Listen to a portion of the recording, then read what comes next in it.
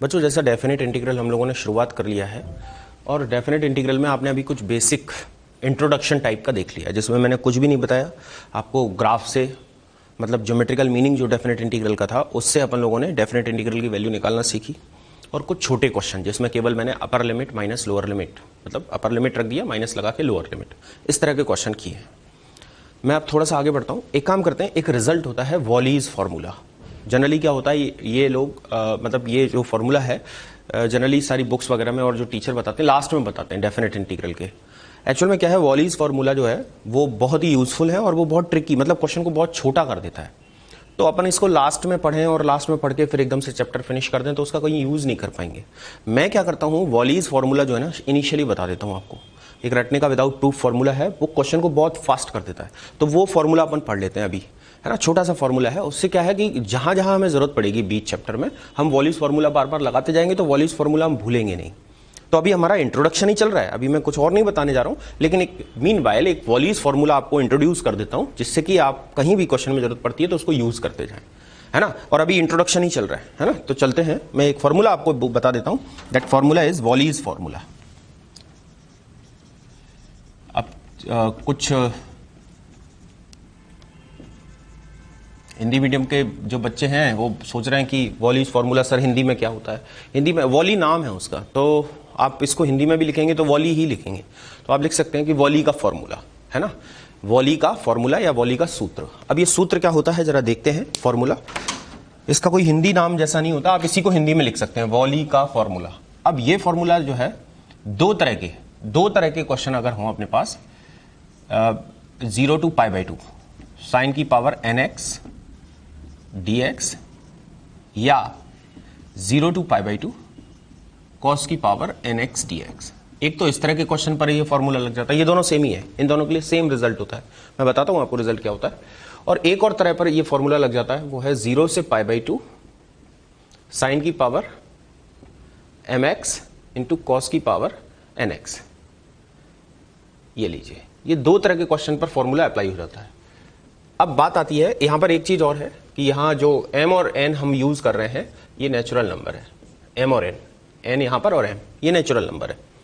अब ये रिजल्ट क्या होता है जल्दी से देख लेते हैं। पहले इस रिजल्ट की खास बात सुनो कि ये फॉर्मूला या रिजल्ट तभी लगता है जब लिमिट 0 से π/2 हो, नहीं तो नहीं लगता है।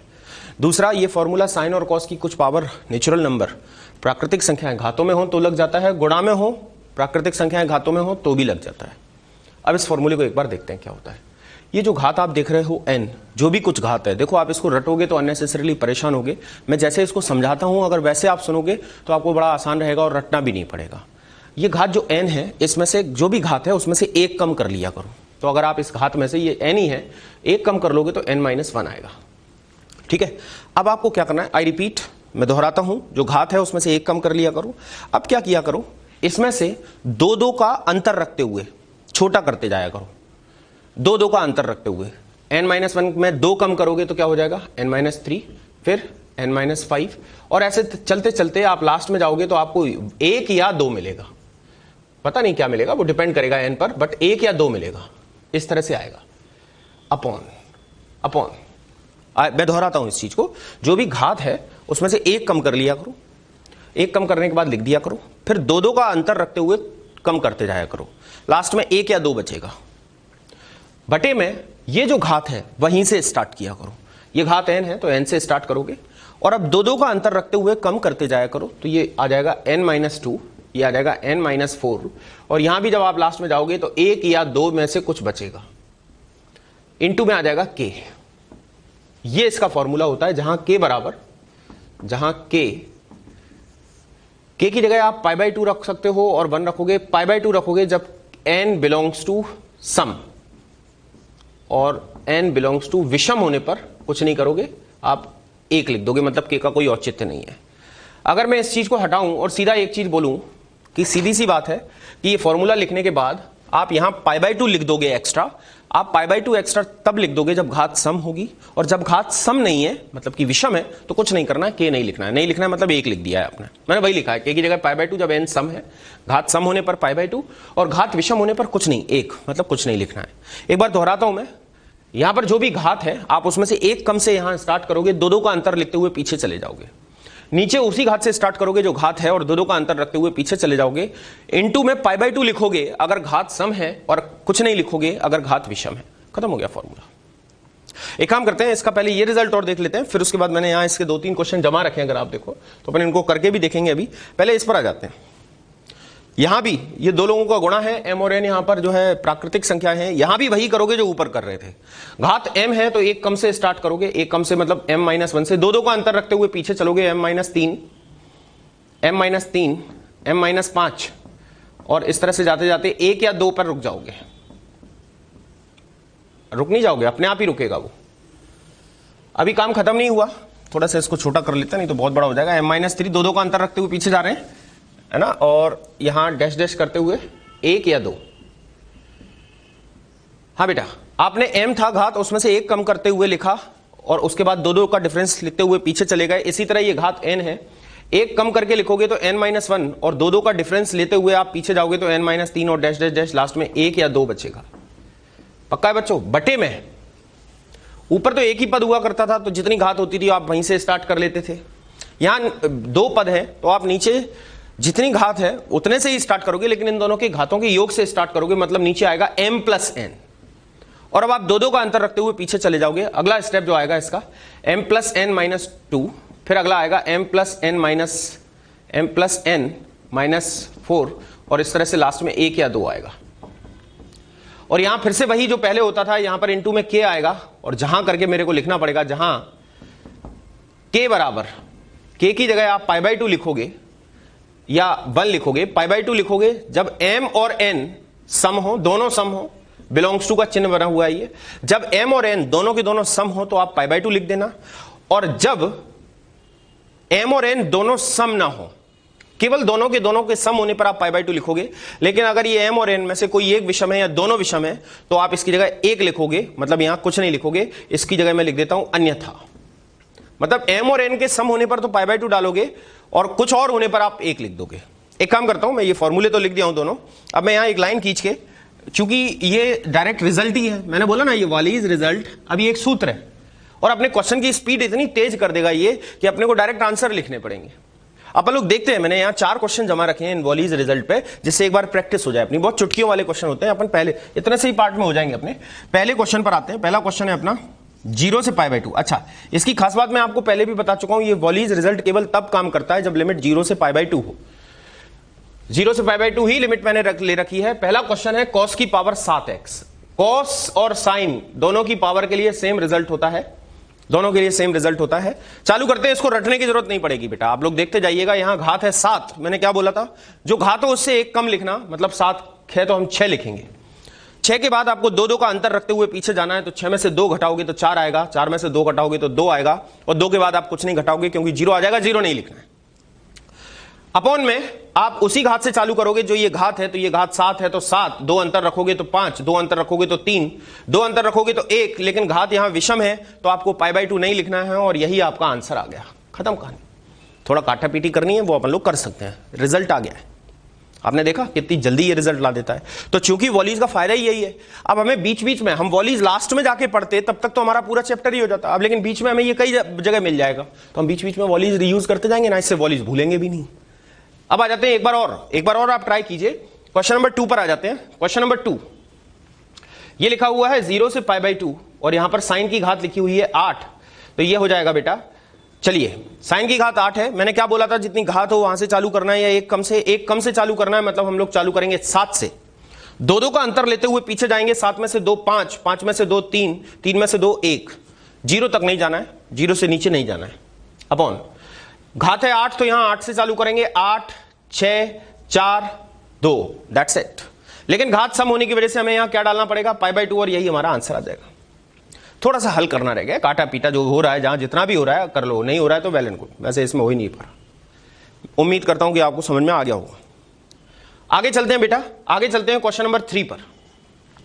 क्वेश्चन नंबर 3 में साइन की पावर 5, कॉस की पावर 4, 0 से π/2। क्वेश्चन लिख रहा हूं मैं एक बार और दोबारा से, 0 से π/2, साइन की पावर 5x, कॉस की पावर 4x dx। बेटा याद करो वही फंडा, रटना नहीं है, इसको रटोगे तो पगला जाओगे। घात है 5 तो हम एक कम से चालू करेंगे, हम मतलब लिखेंगे 4 2, बस केवल यही 2 पद आएंगे। 1 कम करेंगे तो 4 और 2 का अंतर रखेंगे तो 2 और 2 से पीछे जाना नहीं है। घात है 4 तो हम 1 कम से चालू करेंगे मतलब 3 और 1, उससे पीछे जाना नहीं है। 1 कम करोगे तो 3 आएगा, 3 में से 2 घटाओगे तो 1 आएगा, उससे पीछे जाना नहीं है। अब नीचे मैंने बोला था कि इन दोनों की घातों के योग से चालू करते हैं। 4 और 5 होता है 9, 9 में से 2 गया 7, में से 2 गया 5, में से 2 गया 3, में से 2 गया 1। 9 7 5 3 1। क्या दोनों की घातें सम है? नहीं है। अगर सम होती तो आप क्या डाल देते? π/2। अब यहां से थोड़ा बहुत जो कट पिट हो रहा है वो कर लो। 3 से ये कट जा रहा है और ये 4 2 जा ऊपर तो 8 आ जा रहा है और इसको सॉल्व कर लो। 45 है ना, ये सॉल्व वॉल्व आप कर लेना, अपन इसको क्यों करें, अपना काम ही नहीं है वो। मल्टीप्लाई क्वेश्चन में देखेंगे, प्रैक्टिस के तौर पे कर रहे हैं।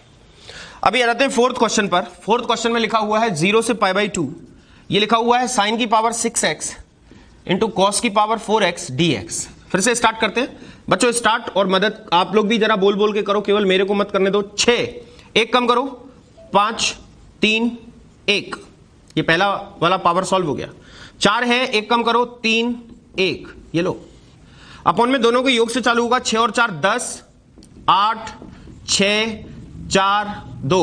क्या दोनों की घातें सम है? हाँ है, तो हमें एक्स्ट्रा पद क्या डालना पड़ेगा? π/2, और ये इस क्वेश्चन का हो जाएगा आंसर। लिख लिया बच्चों? तो ये अपने को क्वेश्चन नोट कर लो जल्दी से। मैं फिर अगले क्वेश्चन पर आ जाता हूं। बेटा आ जाते हैं क्वेश्चन नंबर 5 पर। ये 4 जो क्वेश्चन थे वो आपने वॉलीज फॉर्मूले पर कर ही लिए। अब इन 5 जो क्वेश्चन आप देख रहे हो, सॉरी जो आगे के क्वेश्चन देख रहे हो 5 के बाद, ये क्या है फिर? जब वॉलीज नहीं है तो वॉलीज तो उनमें लग गया। बेटा ये प्रतिस्थापन विधि है। जब आप निश्चित समाकलन में कुछ प्रतिस्थापन करते हो तो प्रतिस्थापन करने से लिमिट पर क्या असर पड़ता है वो चीज हम यहां देखेंगे।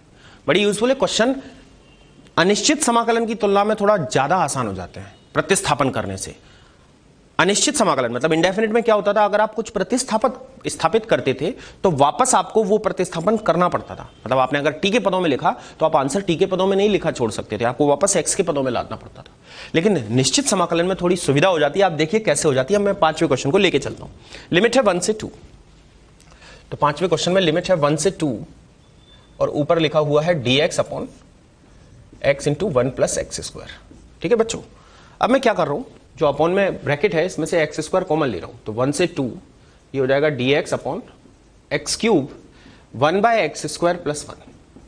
dx के अपॉन में एक्स क्यूब है तो हमें 1 बाय एक्स स्क्वायर को t रखना है, मतलब हम इस पूरी चीज को t रख देते हैं। तो 1 बाय एक्स स्क्वायर प्लस 1 बराबर t, और यहां से हो जाएगा -2 बाय एक्स क्यूब dx बराबर dt। तो यहां से आ जाएगा dx बाय एक्स क्यूब बराबर -dt बटे 2, है ना। तो अब अपना क्या प्रतिस्थापन करने से क्या परिवर्तन होगा देखो जरा। dx बटे एक्स क्यूब, dx बटे एक्स क्यूब की जगह आ जाएगा -dt बटे 2। तो -1 बटे 2 तो बाहर लिख देते हैं, यहां लिख देते हैं dt। समझ में आ रहा है बच्चों? और इसकी जगह पर हमने लिखा है t, है ना। अब मैं यहां पर यह बोलना चाह रहा हूं कि जैसे ये आपने जो प्रतिस्थापन किया है, इस प्रतिस्थापन का उपयोग करते हुए हम लिमिट भी प्रतिस्थापित कर लेंगे। मैं बार बार एक चीज बोलूंगा, ये जो लिमिट्स होती हैं, आप जिसके सापेक्ष समाकलन कर रहे होते हो उसी के मान होते हैं। तो ये 1 और 2 किसके मान है? x के मान है। तो इसकी x की लोअर लिमिट, इसकी निम्नतम सीमा 1 है, लोअर लिमिट 1 है। तो जब आप x के स्थान पर यहां 1 रखोगे, केयरफुली देखना है बच्चों, जब आप x के स्थान पर यहां 1 रखोगे तो 1 बटे 1 1 प्लस 1 2, t का मान आया 2।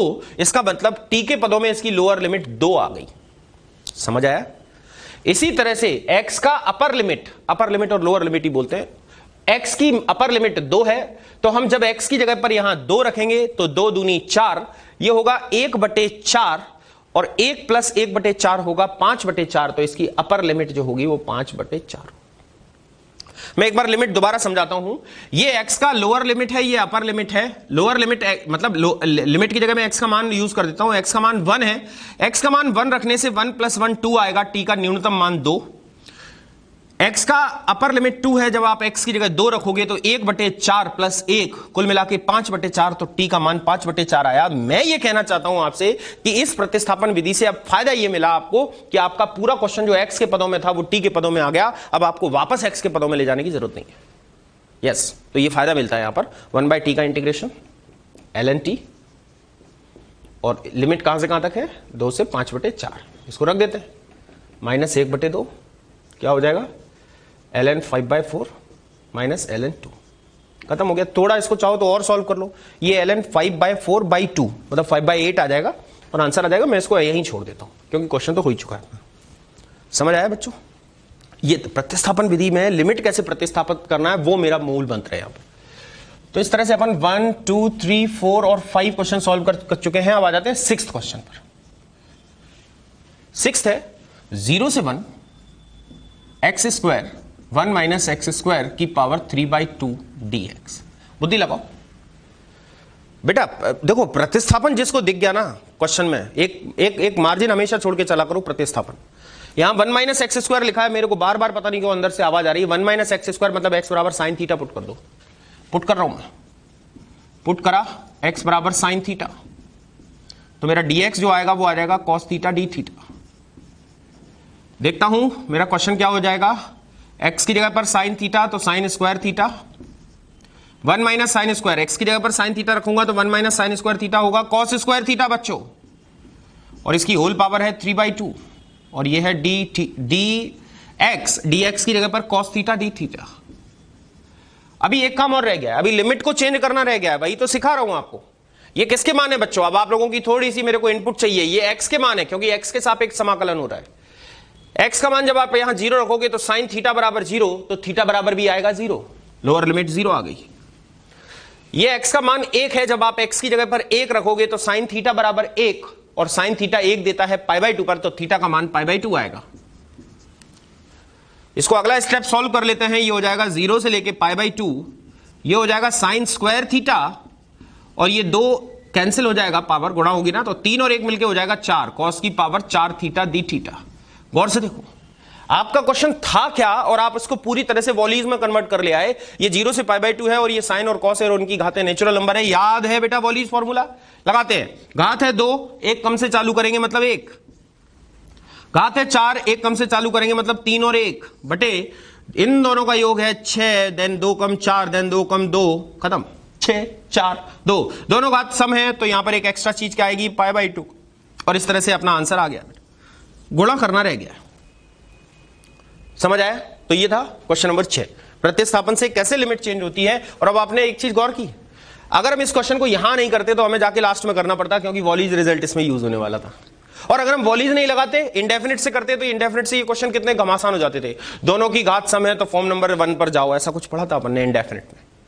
डेफिनेट में यही तो आनंद है, क्वेश्चन यूं हो जाते हैं और जल्दी हो जाते हैं और क्वेश्चन में कुछ कॉन्सेप्चुअल यूज होता है। 6 हो चुका है, 7वें पर आते हैं।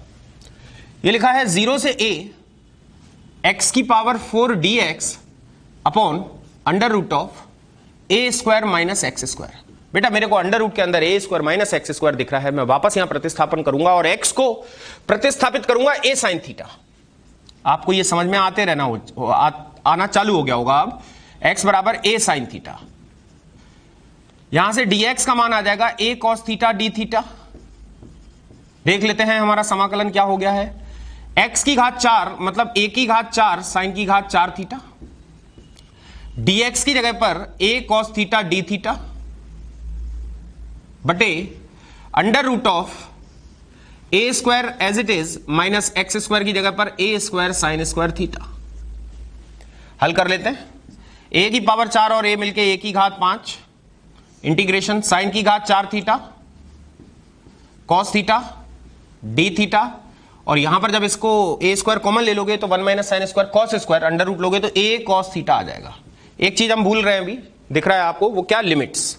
लिमिट भी चेंज करते हैं, कोई बात नहीं। x का मान, ये x के सापेक्ष समाकलन हो रहा है, x का मान 0 है, x का मान 0 रखोगे a साइन थीटा बराबर 0 थीटा बराबर 0, लोअर लिमिट 0 आई। x का मान a है, जब आप a रखोगे तो a बराबर a साइन थीटा, a और a कटेगा, साइन थीटा बराबर 1 थीटा बराबर π/2 आ जाएगा।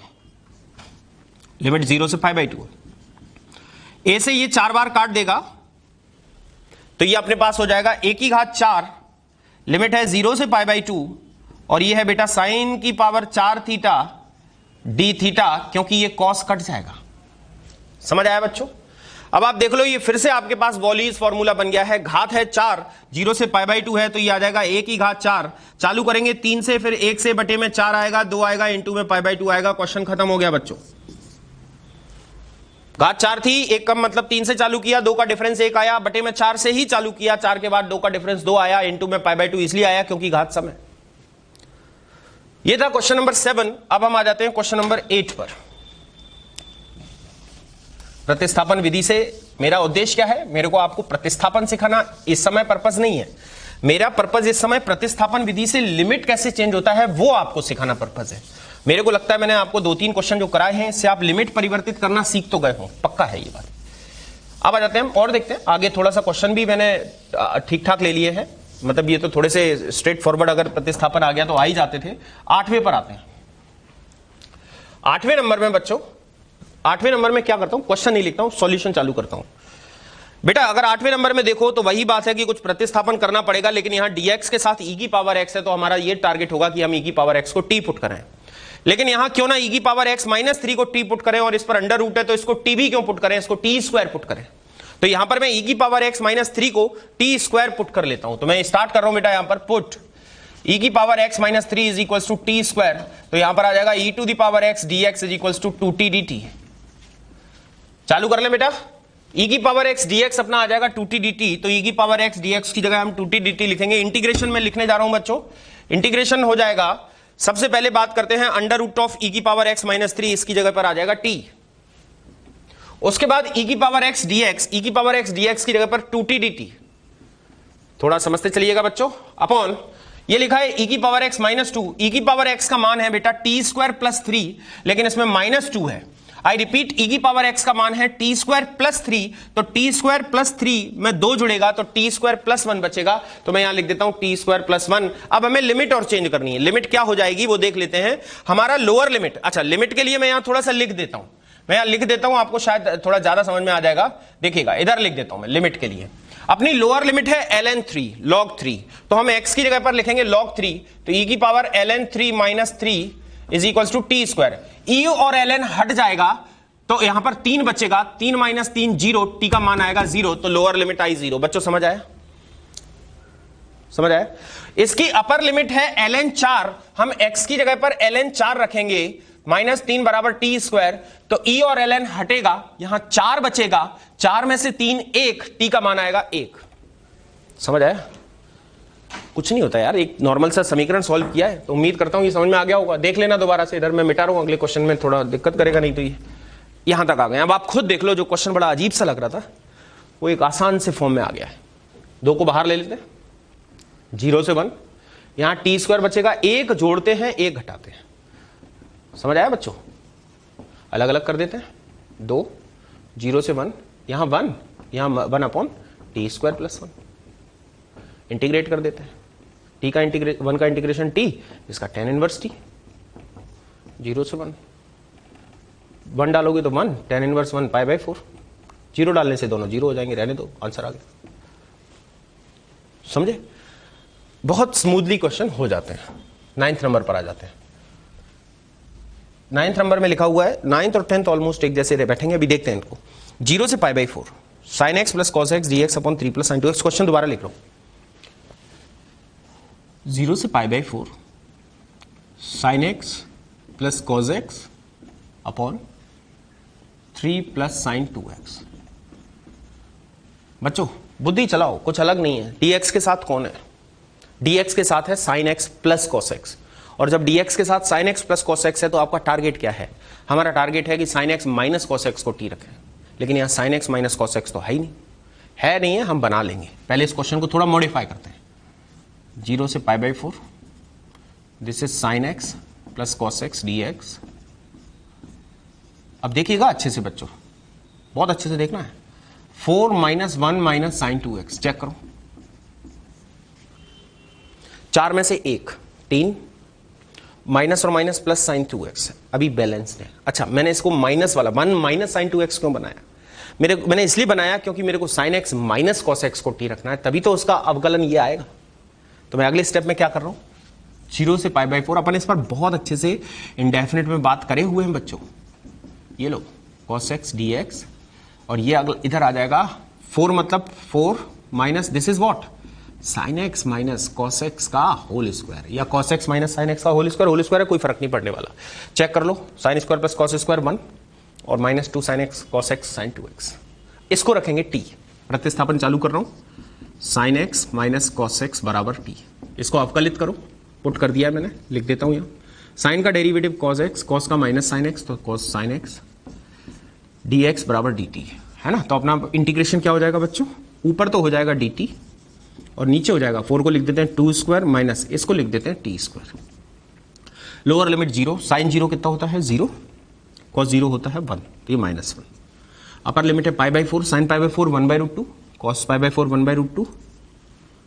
अब यहां पर कौन सा फॉर्मूला लगेगा, 1/a² माइनस एक्स स्क्वायर, तो 1/2a। ए की जगह पर क्या है, ए की जगह पर 2 है, तो 2a 4 लिख दूं डायरेक्ट बच्चों, ln a plus x 2 plus T upon 2 minus T. और t कहां से कहां तक है, मतलब सॉरी लिमिट कहां से, -1 से 0 रख दो लिमिट।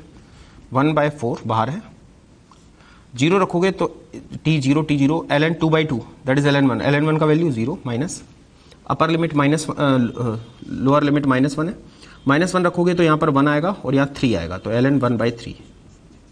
बस आंसर आ गया, खत्म हो गया क्वेश्चन। ये था क्वेश्चन नंबर 9। अब आ जाते हैं क्वेश्चन नंबर 10 पर। क्वेश्चन नंबर 10 भी बिल्कुल ऐसा ही है, कोई घबराने की जरूरत नहीं। एक बार इसको लिख रहा हूं क्वेश्चन को, लेकिन एक स्टेप सॉल्व करते हुए लिख रहा हूं। इसको साइन बटे कॉस, इसको कॉस बटे साइन लिख रहा हूं, तो हो जाएगा √ साइन एक्स बटे कॉस एक्स और ये हो जाएगा कॉस एक्स बटे साइन एक्स। एलसीएम लघुत्तम ले लेते हैं, 0 से π/2। लघुत्तम ले लोगे तो लघुत्तम आ जाएगा √ sine x into cos x. सही जा रहे हैं ना बच्चों, यहां इसको ले जाओगे तो ये आ जाएगा साइन एक्स और यहां इसको ले जाओगे तो ये आ जाएगा कॉस एक्स। एक बार फिर से देखो, dx के साथ, dx पास ले लेते हैं थोड़ा, sine x plus cos x है, वही क्वेश्चन है, हमें sign x minus cos x को ठीक रखना है। क्या कर रहे हैं देखो जरा। अच्छा, अब हालांकि मैं चाहूं तो इसी क्वेश्चन के जैसे ये बना सकता हूं उसमें, लेकिन आप इसमें 2 से गुणा करो, ऊपर भी √2 से गुणा कर दो तो ये साइन 2x बन जाएगा, फिर अंदर 1 जोड़ दो 1 घटा दो तो ये बन जाएगा।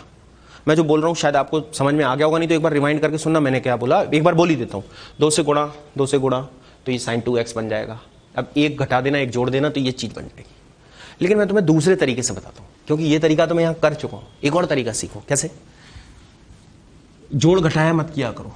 मैं आपको बताता हूँ, आपको sine x plus cos x dx के साथ है, मतलब किसको t रखना है, sign x minus cos x को t रखना है, तो आप तो वो t रख दो। देखो कैसे, पुट देखना अच्छे से, sign x minus cos x को रख दो t, ठीक है। तो पहले यहां से एक चीज लिख लेते हैं अपन, यहां से इसका डेरिवेटिव क्या आएगा, साइन का डेरिवेटिव कॉस, कॉस का डेरिवेटिव साइन, माइनस वाला तो cos x plus sine x dx बराबर dt। ये चीज तो आ जाएगी, है ना। अब मैं क्या कहना चाह रहा हूं सुना, इसका दोनों तरफ स्क्वायरिंग कर दो, वर्ग कर दो। तो जब इसका वर्ग करोगे तो sign square theta plus cos square theta 1 minus 2 sine x cos x, समझ रहे हो बच्चों, और वर्ग करा है तो ये टी स्क्वायर। तो यहां से साइन एक्स कॉस एक्स का जो मान आएगा वो आएगा 1 माइनस टी स्क्वायर बटे 2। इसको उधर भेजा तो प्लस हो गया, इसको इधर लाए तो माइनस हो गया, तो 1 माइनस टी स्क्वायर और बटे में 2 आ जाएगा। तो मैं ये कहना चाहता हूं कि इसमें एक जोड़ एक घटाना बंद करके सीधा इसी का मान हमने निकाल लिया, ठीक है। बताओ अलग यार, हर तरह से आना चाहिए ना अपने को।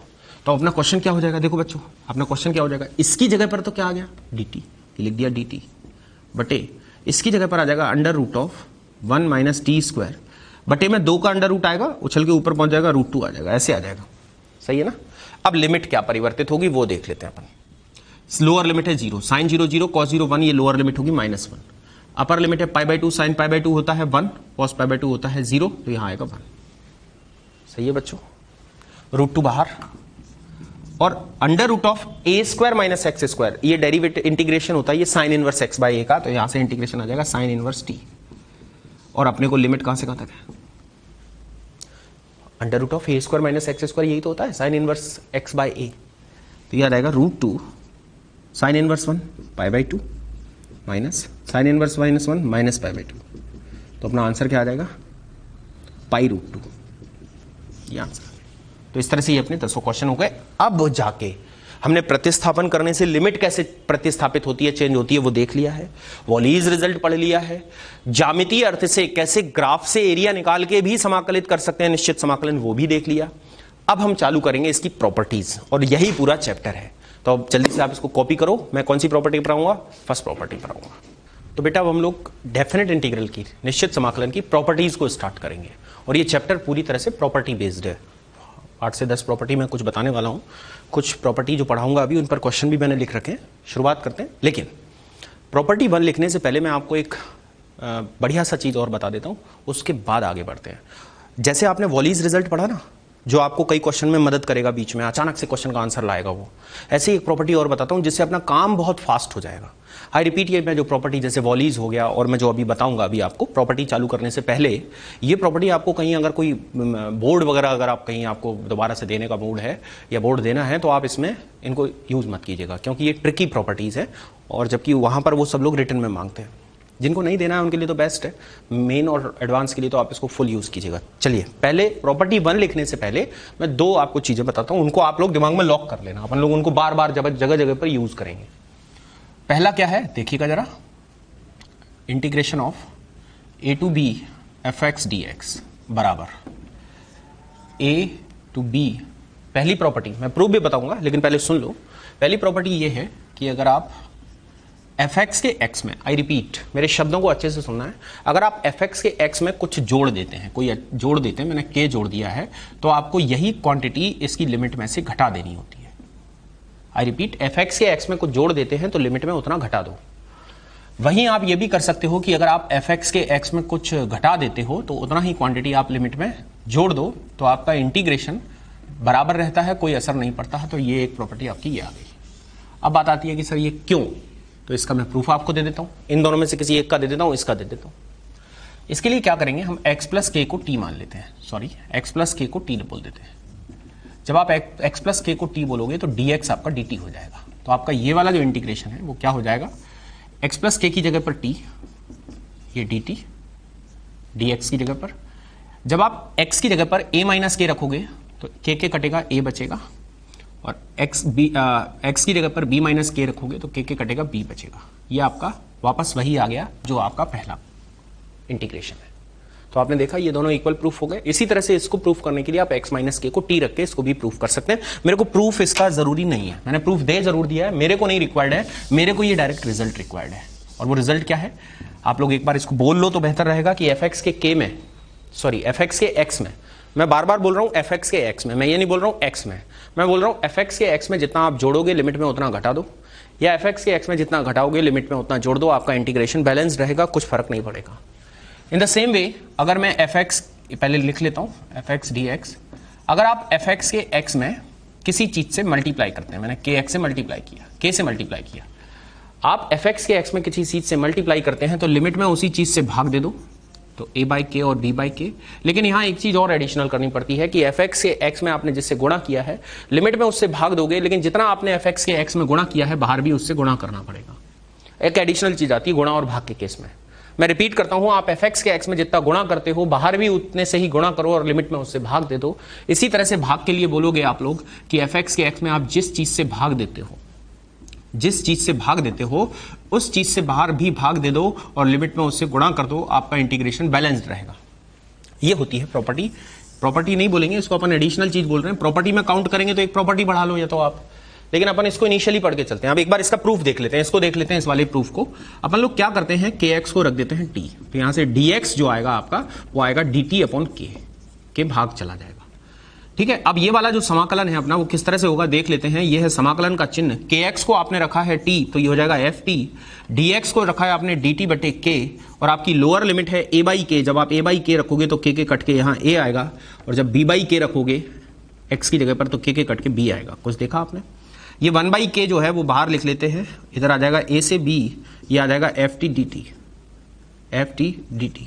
चेक करो ये वाला समाकलन वही था जो पहले था ना। अच्छा, इस पूरे समाकलन में बाहर किससे गुणा किससे है, k से, तो आप चाहो तो ये न लिखते हुए सीधा k और k को काट दो, ये लो, और आप बोल सकते हो a से b ft dt, और ये समाकलन के बराबर है जो ये लिखा हुआ है। तो आपने क्या देखा कि ये दोनों पक्ष बराबर हैं। इसी तरह से इसको और इसको प्रूफ करने के लिए आप x बाई k को t रख के प्रूफ कर सकते हैं। लेकिन मेरे को फिर से वही बात रिपीट करूंगा, मेरे को इनके प्रूफ्स की जरूरत नहीं है, आपके लिए बता दिया है। आपको थोड़ा सा एक जो मैथ्स पढ़ते हैं बच्चे उनको कुनमुनाहट हो जाती है कि नहीं ये आया कैसे, तो इसके लिए अपन लोगों ने इसके प्रूफ देख लिए हैं, बड़े आसान से होते हैं। लेकिन आपको याद वो रखना है जो मैं बता रहा हूं कि अगर आप fx के x में किसी चीज से गुणा करोगे तो बाहर भी उसी से गुणा करोगे और लिमिट में उस चीज से भाग दे दोगे। अगर आप fx के x में किसी चीज से भाग देते हो तो बाहर भी भाग दे दोगे और लिमिट में उससे गुणा कर दोगे, और यही आपका ओरिजिनल इंटीग्रेशन के बराबर होगा। तो ये दो चीजें आपको दिमाग में लॉक कर लेनी है। मैं इनको बार बार यूज करूंगा, अपनी स्पीड जो है अपनी, आप ये देखो बेटा, इनका प्रूफ आप कर सकते हो प्रतिस्थापन से, लेकिन हम जब किसी क्वेश्चन को कर रहे होते हैं और बीच में कहीं प्रतिस्थापन करते हैं तो क्वेश्चन नाहक ही लंबा हो जाता है। जबकि इनको करने से कुछ नहीं करना होता, अगले स्टेप में इसको आप डायरेक्ट ये लिख सकते हो, है ना। तो ये अपन लोग बीच में यूज करेंगे, मैंने बोल दिया, इनको नोट कर लेना कहीं ना कहीं। और जो मैं बोल के बोला हूं वो इंपॉर्टेंट है, मैं एक बार और रिपीट कर रहा हूं, वो बोला हुआ ज्यादा इंपॉर्टेंट है बेटा। क्या कि fx के x में अगर आप किसी चीज को घटाते हो तो लिमिट में उतना जोड़ दो, fx के x में किसी चीज को जोड़ते हो तो लिमिट में उतना घटा दो। यहां जोड़ तो यहां घटाना, यहां घटाना तो लिमिट में जोड़। गुणा और भाग के केस में fx के x में जिससे गुणा करते हो बाहर भी उसी से गुणा करते हो और लिमिट में उससे भाग दे देते हो। समझ में आया? तो इसको आप नोट कर लीजिएगा। ये था अपना कुछ इंपॉर्टेंट चीज जो अपने को काम आएगा बीच बीच में। इसको हटा देता हूं मैं। अब मैं अपना, जैसा कि मैंने बोला था, मैं आपको प्रॉपर्टी पढ़ाने वाला हूं, तो मैं डेफिनेट इंटीग्रल की प्रॉपर्टी से स्टार्ट करूंगा। अब हम आ जाते हैं डेफिनेट इंटीग्रल की प्रॉपर्टी क्रमांक 1, प्रॉपर्टी नंबर 1। हटा दिया इसको और आ जाते हैं। अभी मैं एक साथ आपको प्रॉपर्टी 1 और 2 बताऊंगा, क्योंकि बहुत छोटी छोटी सी प्रॉपर्टी है, ये भी बीच बीच में यूज होती है, लेकिन अब चूंकि इनका नाम तो सब जगह प्रॉपर्टी ही होता है तो मैं भी प्रॉपर्टी ही लिख रहा हूं। तो प्रॉपर्टी 1 चालू करता हूं। प्रॉपर्टी 1 ऑफ DI, निश्चित समाकलन की प्रॉपर्टी क्रमांक 1। ये ऑलमोस्ट चैप्टर आप वैसा बोल सकते हो जैसा कि आपका ITF था, इनवर्स ट्रिग्नोमेट्रिक फंक्शन, प्रतिलोम त्रिकोणमितीय फलन, वहां भी पूरा तरह से प्रॉपर्टी बेस्ड था। प्रॉपर्टी 1 होती है, चेक कर लीजिए प्रॉपर्टी 1। हालांकि मैं आपको जानकारी दूं, आप इस जो अभी प्रूफ किए हैं आपने दोनों, उनमें यूज कर चुके हो, लेकिन उसको लिखते हैं प्रॉपर्टी 1 को। क्या होती है देखिएगा। प्रॉपर्टी 1 जो होती है वो होती है integration a to b fx dx। अब प्रॉपर्टी 1 ये बोलती है कि डेफिनेट इंटीग्रल, निश्चित समाकलन का मान समाकलन के चर पर निर्भर नहीं करता। अगर मैं इसको x की जगह पर t रख दूं तो भी निश्चित समाकलन का मान बराबर रहेगा, ft dt एक ही बात है, कोई अंतर नहीं पड़ेगा। इसी तरह से मैं t की जगह समाकलन का चर कुछ भी रख दूं, अगर मैं fy dy रख दूं तो भी सेम रहेगा। इसको बोलते हैं प्रॉपर्टी 1। क्या बोलेंगे इसको? बोल के देखो एक बार कि निश्चित समाकलन का मान समाकलन के चर पर निर्भर नहीं करता। मैं रिपीट करूंगा, निश्चित समाकलन का मान समाकलन के चर पर निर्भर नहीं करता। आप चर पूरी जगह जो समाकलन है, x की जगह y रख दो तो भी कोई असर नहीं होगा, y की जगह z रख दो तो भी कोई असर नहीं होगा, z की जगह t रख दो तो भी कोई असर नहीं होगा। उसका कारण भी सुनो बेटा, जब आप इसको समाकलित करोगे तो आपका पहले जो समाकलन आएगा वो x के पदों में आएगा, और आप अल्टीमेटली x को a और b, upper limit minus lower limit से रिप्लेस करने वाले हो, तो फर्क कहां पड़ेगा? x तो बचेगा ही नहीं। इसी तरह से यहां जब आप समाकलन करोगे तो पहले समाकलन t के पदों में आएगा, लेकिन अल्टीमेटली लास्ट में t b और a से रिप्लेस हो जाएगा, तो वही आंसर आने वाला है जो यहां आया था। मोटे तौर पर वापस एक लाइन बोलूंगा कि निश्चित समाकलन का मान समाकलन के चर पर निर्भर नहीं करता। तो इसको हम लिख लेंगे शब्दों में भी, डेफिनेट इंटीग्रल माने निश्चित समाकलन समाकलन के चर पर निर्भर नहीं। बस शॉर्ट में लिख लेते हैं, क्योंकि ये मैथमेटिकली एक अलग चीज है, लेकिन ऐसे लिखना वो ज्यादा सही है। पहली प्रॉपर्टी कोई पूछता है क्या है तो बोल देना है निश्चित समाकलन का मान समाकलन के चर पर निर्भर नहीं करता। डन हो गया? तो ये है प्रॉपर्टी 1। अब अकेले इससे काम नहीं चलेगा, इससे क्वेश्चन बनाओगे तो कहां बनेगा। एक और प्रॉपर्टी इस पर ले लेते हैं 2 नंबर, फिर शायद अपन कोशिश करते हैं कि कुछ क्वेश्चन अपने, तभी इस पर कम क्वेश्चन बनेंगे। ये प्रॉपर्टीज बीच बीच में यूज होती हैं बच्चों, तो मैंने जानबूझ के खींच तान के इस पर 3 क्वेश्चन जबरदस्ती लिखे। तीनों बेहतर क्वेश्चन है, सबसे अच्छी बात ये है। देखते हैं प्रॉपर्टी नंबर 2 क्या है। प्रॉपर्टी नंबर 2 ये है कि अगर a से b इंटीग्रेशन fx dx कहीं लिखा हुआ है और अगर आपको लिमिट को इंटरचेंज करना पड़ जाता है तो लिमिट को आप इंटरचेंज कर लीजिए, कोई तकलीफ नहीं है। लेकिन लिमिट को इंटरचेंज करते ही बाहर कौन सा साइन आ जाता है? माइनस चिन्ह आ जाता है, और ये fx dx। आई रिपीट, ये जो प्रॉपर्टी है वो ये बोलती है कि आप निश्चित समाकलन में सीमाओं को इंटरचेंज आपस में अदल बदल कर सकते हो, लेकिन अदल बदल करने से बाहर कौन सा चिन्ह आ जाता है? माइनस चिन्ह आ जाता है, और इसको हम नाम देंगे लिमिट इंटरचेंज प्रॉपर्टी। हिंदी में क्या लिखना, इंग्लिश में ही बोल देते हैं, ऐसा अच्छा नहीं लगेगा, लिमिट का अदला बदल प्रॉपर्टी। अपन क्या बोलेंगे? Limit interchange property. नाम क्या लिखेंगे इसका? लिमिट इंटरचेंज प्रॉपर्टी, मतलब लिमिट को इंटरचेंज कर सकते हो आप। तो 2 प्रॉपर्टी मैंने बता दी। अच्छा एक बात ध्यान रख लो, लिमिट को इंटरचेंज करते हो तो क्या हो जाता है? बाहर माइनस साइन आ जाता है। डन हो गया बेटा। और पहली प्रॉपर्टी क्या थी कि निश्चित समाकलन का मान समाकलन के चर पर निर्भर नहीं करता। आप पूरे समाकलन में x की जगह y रख दोगे तो भी वही आंसर आना है, y की जगह t रख दोगे तो भी वही आंसर आना है। तो ये हो गई प्रॉपर्टी 1 एंड प्रॉपर्टी 2। और इस पर अब हमने यहां पर कुछ क्वेश्चन लिखे हुए, इनको हम सॉल्व करते हैं। चलो एक काम करते हैं, इतनी सी जगह में एक सॉल्व करने की कोशिश करते हैं। पहला क्वेश्चन हो जाना चाहिए। फर्स्ट क्वेश्चन, पहला क्वेश्चन है I n is equals to 0 से infinity e to the power minus x x to the power n minus 1 dx। तो उन्होंने पूछा है 0 से infinity e to the power minus lambda x x की power n minus 1 dx का मान कितना होगा। आप जरा इसको देखो, इसका मान आई एन है, इसका मतलब इसका जो अपने को आंसर निकालना है वो आई एन के पदों में निकालना है। तो क्या करेंगे, अगर आप इसको गौर से देखो तो ई की घात में माइनस एक्स है, तो अपने को यहां पर देखा जाए तो लेमडा एक्स है, मतलब यहां पर अपने को एक ही चर बनाना है, यहां लेमडा नहीं होना चाहिए। तो हम क्या करते हैं, इस लेमडा एक्स को टी पुट कर लेते हैं। क्वेश्चन नंबर 1 का प्रतिस्थापन यहां मैं लिखता हूं, पुट कर रहा हूं मैं, लेमडा एक्स को टी पुट कर रहा हूं और लेमडा एक्स को टी पुट करने से dx का जो मान आएगा वो मान आएगा dt बटे लेमडा, लेमडा बटे में आ गया है।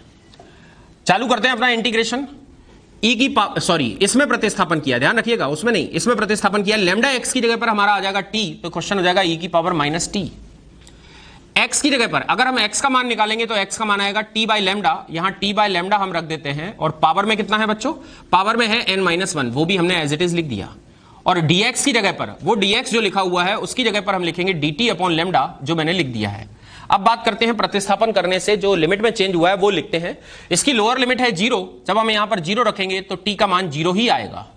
और जब हम x की जगह पर अनंत रखेंगे तो अनंत इंटू लेमडा, ये भी अनंत ही आएगा, t का मान अनंत आएगा। ये अपन ने क्वेश्चन ये वाला जो था इसको अपन ने इस तरह से प्रतिस्थापित किया। अगला स्टेप चलते हैं, 0 से अनंत e की पावर माइनस टी, ये हो जाएगा t की पावर n-1 अपॉन में आ जाएगा लेमडा की पावर n-1 इंटू में आ जाएगा dt बटे लेमडा। लेमडा एक अचर है, लेमडा की घात n-1 और लेमडा की घात 1 मिलकर लेमडा की घात n आएगा, जो मैं बाहर ले लेता हूं, लेमडा की घात n। ये आ जाएगा 0 से infinity e to the power minus t, ये आ जाएगा t की पावर n-1 इंटू में आ जाएगा dt। जरा गौर करो, अपना जो in था वो था 0 से इन्फिनिटी e की पावर माइनस एक्स एक्स की पावर n-1 dx। अगर मैं इसमें प्रॉपर्टी 1 लगा दूं तो यहां ध्यान से देखो, जो x वहां पर था उस x की जगह पर केवल t आ गया है, बाकी कोई परिवर्तन इसमें नहीं हुआ है। तो अगर आप पूरे इंटीग्रेशन में समाकलन के चर को किसी और चर से रिप्लेस कर देते हो तो प्रॉपर्टी 1 लगने की वजह से कोई चेंज नहीं होता। अगर इसका मान in है तो यहां x की जगह पर केवल t आ गया है, तो इसका मान भी in होगा, लिमिट सेम है, चेक कर सकते हो आप। तो इस वाली पूरी चीज का मान, कलर चेंज करके लिख देता हूं आपको, इस वाली पूरी चीज का मान जो है वो वापस in है। तो अपना जो इधर से आउटपुट आएगा वो आएगा in अपॉन लेमडा की पावर n, और यही अपने इस क्वेश्चन का बोला जाएगा आंसर। समझ आया। अब ये प्रॉपर्टी 1 तो कहां यूज हुई, ना के बराबर यूज हुई, बस x की जगह पर t रख दिया और वो प्रॉपर्टी 1 से अपना बाय प्रॉपर्टी 1 लिख सकते हो आप, प्रॉपर्टी 1 मैंने यूज कर दिया, दिस इज प्रॉपर्टी 1। तो ये था क्वेश्चन नंबर 1। अब हम मूव करेंगे क्वेश्चन नंबर 2 की तरफ। इसको मैं हटा देता हूं, अब 2 और 3 कर लेते हैं इसको। बच्चों याद रखना है, प्रॉपर्टी 1 क्या है, निश्चित समाकलन का मान समाकलन के चर पर निर्भर नहीं करता। और प्रॉपर्टी 2 क्या है कि अगर आप लिमिट को, निश्चित समाकलन की लिमिट को इंटरचेंज कर देते हो तो इंटरचेंज करने से समाकलन के बाहर कौन सा चिन्ह आ जाता है बेटा, माइनस का चिन्ह आ जाता है। अब आ जाते हैं हम क्वेश्चन नंबर 2 पर। बेटा इन्होंने बोला है कि fx का अवकलन e की power sin x upon x है। अगर fx का अवकलन ये है तो इसका समाकलन ये होगा, क्योंकि इस अवकलन और समाकलन एक दूसरे की विपरीत प्रक्रिया है। तो अगर fx का समाकलन अवकलन ये है तो इस चीज का समाकलन fx होगा। तो मैं ये लिख रहा हूं क्वेश्चन नंबर 2 में दिया है किसका समाकलन, इंटीग्रेशन ऑफ e की power sine x upon x dx बराबर fx। मतलब इस चीज का f का अवकलन ये, तो इसका समाकलन f, मैंने वही लिखा है ना। रोक लेते हैं जरा एक चीज, इसको इक्वेशन 1 ले लेते हैं। ओके, अब बात करते हैं दूसरी चीज की। उन्होंने पूछा है कि यदि ये बराबर f के माइनस f1, ये बराबर f के माइनस f1, तो k का मान बताना है। अब हम इस समाकलन को लेके चलते हैं। ये समाकलन अपना क्या है, ये समाकलन है बेटा अपना 1 to 4 2 टाइम्स e की power sine x square upon x dx बराबर f of k minus f of 1। मैं क्या करने वाला हूं, इसमें थोड़ा सा प्रतिस्थापन लगाऊंगा और इस वाले फॉर्म को इसमें परिवर्तित करने की कोशिश करूंगा। ऐसा करने के लिए मैं क्या करूंगा कि यहां e की पावर साइन x है, जबकि यहां e की पावर साइन x स्क्वायर है, तो इस x स्क्वायर को मेरे को x बनाना है। तो मैं यहां एक्स स्क्वायर की जगह पर टी पुट कर देता हूं, और ऐसा पुट करने से मेरा 2x dx dt आ जाएगा। सही है बच्चों, ये प्रतिस्थापन मैं यहां करने जा रहा हूं, चेक करते हैं। 2 जैसा का तैसा, e की पावर साइन t आ गया, dx अगर आप dx का मान निकालोगे तो ये मान आएगा dt बटे 2x नीचे आ जाएगा, और अपॉन में ऑलरेडी है x, और ये वाला x और ये वाला x मिलके x स्क्वायर होगा, और x स्क्वायर की जगह आपने t रखा है तो पहले मैं इधर राइट साइड में जो था वो लिख लेता हूं f of k minus f of 1। यहां पर या एक काम करते हैं, चलो लिखा रहने देते हैं, x into x x square की जगह t लिख लेते हैं, तो ये 2 तो कट गया है अपना, तो ये अपना अगला स्टेप आ जाएगा। अच्छा एक बात और है, इसमें लिमिट और चेंज कर लेते हैं। x का लोअर लिमिट 1 है, 1 रखने से ये 1 आएगा, अपर लिमिट 4 है, 4 का स्क्वायर 16 आएगा। अब हम जब इसको x इंटू एक्स को एक्स स्क्वायर लिखेंगे तो एक्स स्क्वायर का मान t है, तो ये क्वेश्चन हो जाएगा 1 से 16 e की पावर साइन t, ये dt, और एक्स स्क्वायर की जगह आ गया अपना t is equal to f of k minus f of 1। जरा गौर से देखो, e की power sine t upon t, e की power sine x upon x dx, ये fx है, तो इसका जब हम समाकलन करेंगे तो ये आएगा ft, क्योंकि x है तो x आ रहा है और t है तो t आएगा, तो इसको जब हम सॉल्व करेंगे तो ये आएगा ft, और ये आ जाएगा 1 से लेके 16, और यहां पर लिखा हुआ है f of k minus f of 1।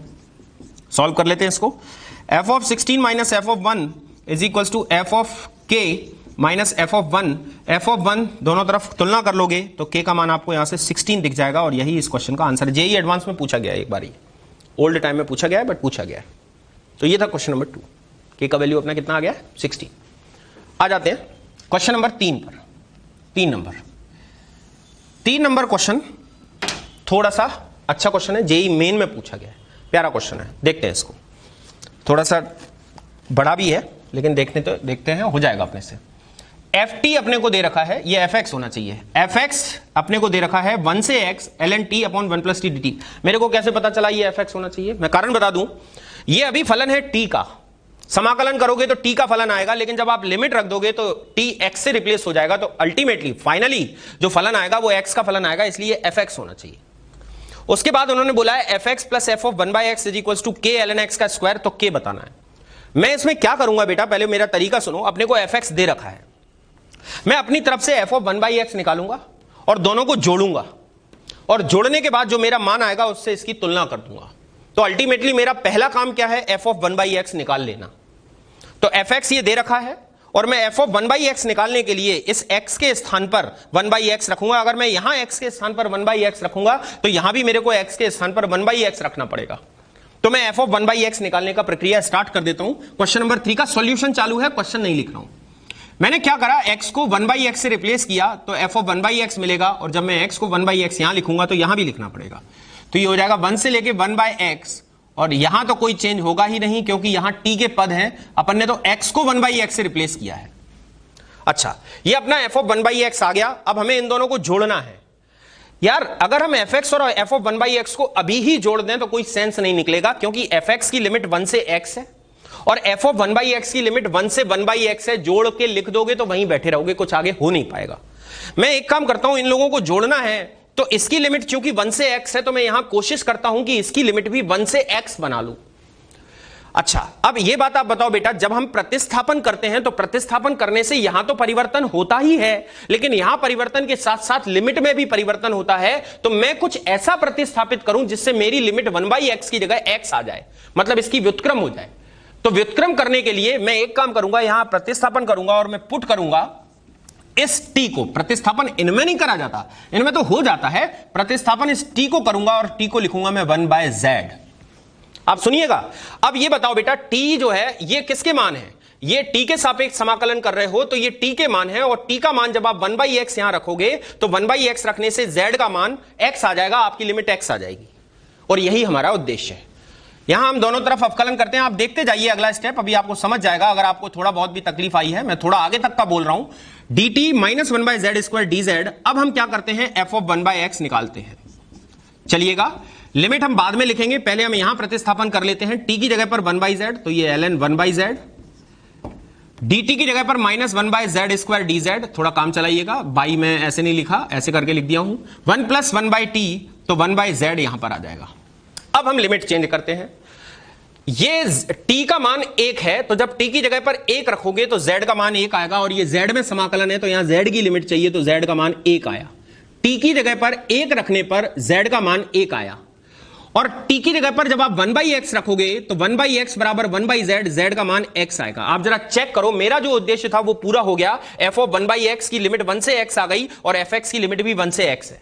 थोड़ा सा इसको सॉल्व कर लेते हैं, तो अपना f ऑफ 1/x क्या आ जाएगा, f ऑफ 1/x अपने पास आ जाएगा 1 से लेके x, ये ln 1/z को मैं माइनस ln z लिखूंगा, तो ये माइनस ln z, और ये माइनस ऑलरेडी है तो इसको हटा देगा, ये प्लस हो जाएगा। समझ में आ रहा है?